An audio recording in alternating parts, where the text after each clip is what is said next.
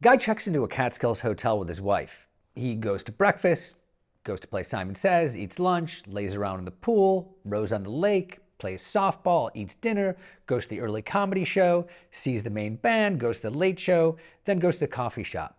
Finally, at 4 in the morning, he says to his wife, "Let's go to bed." She says, "Why? Who's appearing there?"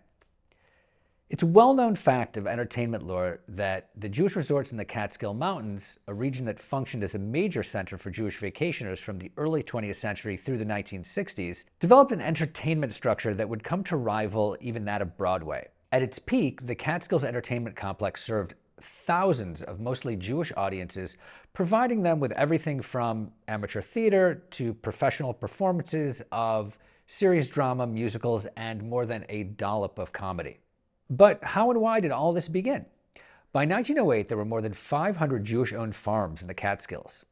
These Jewish farmers, many of whom were new to farming and possibly not that good at it, realized that they could make more money renting rooms to vacationers. Additionally, regular hotels were restricted, meaning they wouldn't accept Jewish guests, and as Jews fled from the city in the summer, in part to escape the prevalence of polio and tuberculosis in the tenement slums, they were attracted by the mountain air, the lakes, and the healthful dairy fare of the Catskills. They had no choice but to stay in Jewish-owned places. And once they were there, they needed something to do. So they figured out ways to entertain themselves. Entertainment in Jewish hotels in the Catskills started out simply, relying on guests to provide their own. As increasing numbers of Jews, mostly immigrants and their families from the New York City area, began to find their way to the Catskills after the turn of the 20th century, the nature of leisure time activities began to reflect their own ethnic interests. One of the early forms of Catskills entertainment was the mock wedding, during which a couple dressed in drag would marry under the auspices of a fake rabbi along with the badchen, which is a wedding jester who performed insulting rhymes and jokes in Yiddish. Plus, they had a klezmer band. Before the ceremony, a parody of a Jewish wedding contract would be read, followed by humorous fake telegrams to the bride and groom. Then everyone, the performers and the audience, would sit down together to eat. The meal was followed by dancing. These mock weddings were performed by a mix of amateurs and theater professionals. But why did this type of entertainment develop?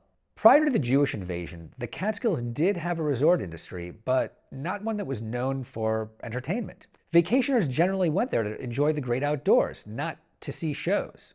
So we have to ask, why did Jews require entertainment more than other people? The fresh mountain air and walks in the woods weren't enough for them?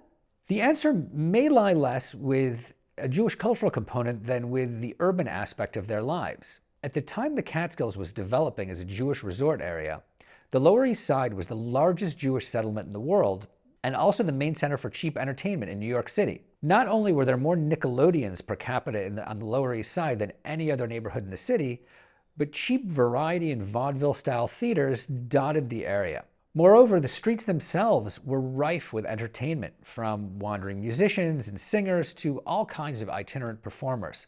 The Jews of the Lower East Side were used to a noisy daily existence full of a wide variety of entertainment. So it may be that the calm, pastoral Catskill Mountains just may have been a little too quiet for Jewish vacationers.